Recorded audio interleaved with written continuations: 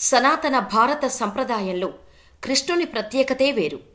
తల్లులకు బాలకృష్ణునిగా, పిల్లలకు చిలిపికృష్ణునిగా, స్త్రీలకు గోపికా వల్లభునిగా, పెద్దలకు గీతాకారునిగా, ఇలా ప్రతి ఒక్కరి మదిలో ఏదో ఒక రూపంలో కొలువై ఉంటాడు శ్రీకృష్ణుడు.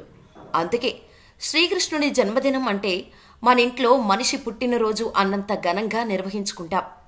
శ్రీకృష్ణుడు జన్మించిన రోజును కృష్ణాష్టమి, గోకులాష్టమి, అష్టమి, రోహిణి అని ప్రాంతాలను బట్టి పిలుచుకుంటూ వేడుకలను జరుపుకుంటారు. ఈ శ్రీకృష్ణాష్టమిని ప్రపంచవ్యాప్తంగా చాలా రకాలుగా జరుపుకుంటారు. శ్రీకృష్ణుడు శ్రావణమాసం బహుళాష్టమి అర్ధరాత్రి సమయంలో జన్మించాడు. అందుకే కన్నయ్య జన్మించిన సమయానికి అష్టమి తిథి ఉండటం ప్రధానం. కృష్ణాష్టమిని 2 రకాలుగా జరుపుకుంటారు. వైష్ణవులు, స్మార్థులు వేరువేరుగా ఈ పండుగ చేసుకుంటారు. విష్ణువును మాత్రమే పూజించేవారిని వైష్ణవులు అంటారు. వీరు రోహిణీ నక్షత్రం ఉన్న రోజు జన్మాష్టమిని జరుపుకుంటారు. స్మార్థులు అంటే అందరి దేవుళ్లను పూజించేవారు. వీరు అష్టమి తిథిని అనుసరించి కృష్ణాష్టమిని జరుపుకుంటారు. ఇలా కృష్ణాష్టమి రోజున ప్రజలందరూ ఒకచోటుకు చేరి మట్టి కుండకు తాడును కట్టి ఎత్తైన ప్రదేశంలో వేలాడదీస్తారు. అలా వేలాడదీసిన ఉట్టిని యువకులంతా చిన్న చిన్న కర్రలతో ఒకరిపైకి ఒకరు ఎక్కి కొట్టేందుకు ప్రయత్నిస్తారు.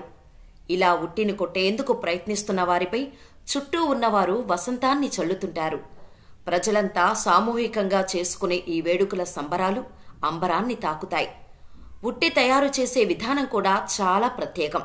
పిల్లలు, యువకులు ఇంటింటికి తిరిగి పాలు, పెరుగు, వెన్న, చిల్లర డబ్బులు సేకరిస్తారు. ఆ సేకరించిన వాటన్నిటినీ మట్టి కుండలో వేసి ఉట్టిలా తయారు చేస్తారు. కృష్ణాష్టమికి 3 రోజుల ముందు నుంచే ఈ పనులను మొదలు పెడతారు. చాలామంది భక్తులు సంఘాలుగా ఏర్పడి ఈ వేడుకలను నిర్వహిస్తుంటారు కూడా. ఈ వేడుకల్లో పాల్గొని ఉట్టిని కొట్టిన వారికి ప్రత్యేక బహుమతులు కూడా ఉంటాయి. అయితే చాలా మందికి ఉట్టి ఎందుకు కొడతారు? ఉట్టి కొట్టడంలో ఉన్న రహస్యం గురించి చాలా మందికి తెలియదు. ఆ విషయాన్ని కూడా తెలుసుకుందాం. ఈ విషయం గురించి తెలుసుకోవాలంటే మనం ద్వాపర యుగానికి వెళ్ళాలి.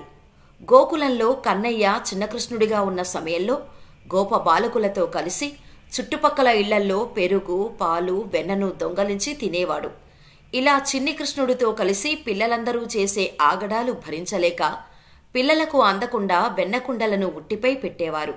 అయినా కూడా కన్నయ్య స్నేహితులతో కలిసి పిల్లలందర్నీ ఒకరిపై ఒకరు ఉండేలా చేసి వారిపైకి చిన్ని కన్నయ్య ఎక్కి ఉట్టిలో పెట్టిన కుండను పగలకొట్టి వెన్నను దొంగలించి తినేవాడు. ఇలా కన్నయ్య చేసిన అల్లరిని భక్తులు గుర్తు చేసుకుంటూ కృష్ణాష్టమి రోజున ఉట్ల పండుగను జరుపుకుంటారు. ఈ శ్రీకృష్ణాష్టమి రోజున కృష్ణుడిని అర్పిస్తే సకల పాపాలు తొలగిపోతాయని, ధర్మార్థ కామ మోక్ష ప్రాప్తి కలుగుతుందని స్కాంద పురాణం చెబుతోంది.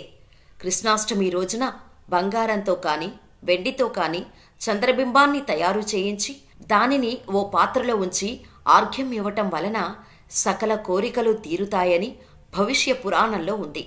ఈ కృష్ణాష్టమి రోజున భీష్మాచార్యులను పూజించినా సకల పాపాలు తొలగిపోతాయని నమ్మకం.